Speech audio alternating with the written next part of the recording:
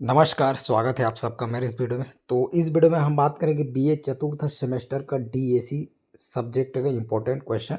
और डीएसी जो हिंदी विषय का जिसका नाम है छायावाद प्रतिनिधि रचनाकार।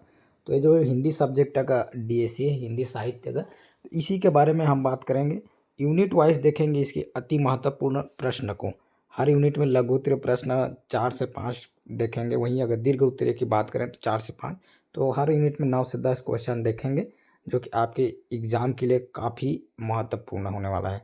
तो आप वीडियो अंत तक जरूर देखें, लाइक कर देंगे, शेयर कर देंगे। चैनल अभी तक आप सब्सक्राइब नहीं किए होंगे तो एक बार सब्सक्राइब जरूर कर दें, ताकि इस तरह की जानकारी आप तक पहुंचते रहे। तो चलिए वीडियो करते हैं शुरू। तो यहाँ पर आप देख पाएंगे बीए चतुर्थ सेमेस्टर डीएसी छायावाद प्रतिनिधि रचनाकार हिंदी साहित्य का ये डीएसी है। अति महत्वपूर्ण प्रश्न। तो सबसे पहले अगर हम बात करें इकाई पहला, तो इकाई फर्स्ट में लघु उत्तरीय प्रश्न की बात करें, कामायनी के प्रमुख तत्व बताइए। मनु के चरित्र चित्रण की विशेषता लिखिए। कामायनी की प्रमुख विशेषताएं लिखिए। और अगला जो है सब जीवन बीता जाता है, काव्य के मुख्य गुण और दोष बताइए। और उसके बाद दीर्घ उत्तरीय प्रश्न की अगर हम बात करें तो जयशंकर प्रसाद का जीवन परिचय का विस्तृत वर्णन कीजिए। काफ़ी अच्छा क्वेश्चन है, क्योंकि ये जो पहला यूनिट है इन्हीं के बारे में है। जयशंकर प्रसाद के जो रचना है, कामायनी हुआ और सब जीवन बीता जाता है, तो इससे संबंधित ये सिलेबस है। अगला जो है कामायनी एक रूपक काव्य है, इस कथन की विवेचना कीजिए। कामायनी के श्रद्धा सर्ग की प्रमुख विशेषता प्रकाश डाली। जयशंकर प्रसाद द्वारा रचित सब जीवन बीता जाता है कविता का भाव का विस्तार से वर्णन कीजिए। और जयशंकर प्रसाद ने हिंदी काव्य में छायावाद की स्थापना कैसे की, इसके बारे में जो है वर्णन करना। तो इस तरह से दीर्घ उत्तरीय प्रश्न है, जो कि 5 आप यहाँ पे देख रहे हैं, जो काफ़ी अच्छा क्वेश्चन है, आपके एग्जाम में आने लायक क्वेश्चन है। अगला बात करते हैं इकाई सेकंड की। तो लघु उत्तरीय प्रश्न सुमित्रा नंदन पंत के काव्य की प्रमुख विशेषताएं लिखिए। संध्या के बाद कविता में संध्या दृश्य का चित्रण कैसे किया गया है। और उसके बाद अगला हम बात करें तीसरा, तो पंत जी की भाषा शैली एवं छायावादी विशेषता पर संक्षिप्त टिप्पणी लिखिए। सुमित्रा नंदन पंत को प्रकृति के सुकुमार कवि क्यों कहा जाता है। बहुत अच्छा क्वेश्चन है, जो है बहुत बार इसको पूछा जाता है। और उसके बाद प्रश्न 5वां की अगर हम बात करें तो प्रथम रश्मि कविता से क्या सीख मिलती है। इस यूनिट का दीर्घ उत्तरीय प्रश्न की अगर हम बात करें तो सुमित्रा नंदन पंत के जीवन परिचय एवं साहित्यिक योगदान का विस्तार से वर्णन कीजिए। प्रथम रश्मि कविता की व्याख्या करते हुए इसके भाव सौंदर्य एवं प्रकृति चित्रण पर प्रकाश डालिए। प्रश्न तीसरा की अगर हम बात करें तो आह धरती कितना देती है कविता के माध्यम से कवि ने श्रम, प्रकृति और मानव जीवन के संबंध को किस प्रकार प्रस्तुत किया है, विस्तार से समझाइए। और उसके बाद संध्या के बाद कविता का सारांश लिखते हैं, उसमें निहित भाव एवं कल्पना सौंदर्य की विवेचना कीजिए। प्रश्न 5वां की बात करें, प्रथम रश्मि कविता की प्रमुख विशेषताएं, महत्व, गुण और दोष का विस्तार से वर्णन कीजिए। तो इस तरह से जो है 5 क्वेश्चन दीर्घ उत्तरीय इस यूनिट से। अगला हम बात करें यूनिट थर्ड की। तो यूनिट थर्ड में लघु उत्तरीय प्रश्न पहला, सूर्यकांत त्रिपाठी निराला जी की कविता संध्या सुंदरी में संध्या का चित्रण कैसे या किस प्रकार किया गया है। निराला जी की काव्य भाषा एवं शैली की दो प्रमुख विशेषताएं लिखिए।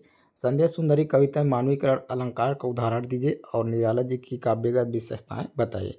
उसके बाद प्रश्न 5वां की बात करें, अभी ना होगा मेरा अंत कविता का मुख्य सार क्या है। तो इस तरह से 5 क्वेश्चन जो कि आप यहाँ पर देख रहे हैं, इकाई 3 लघु उत्तरीय प्रश्न के रूप में काफ़ी महत्वपूर्ण होने वाला है।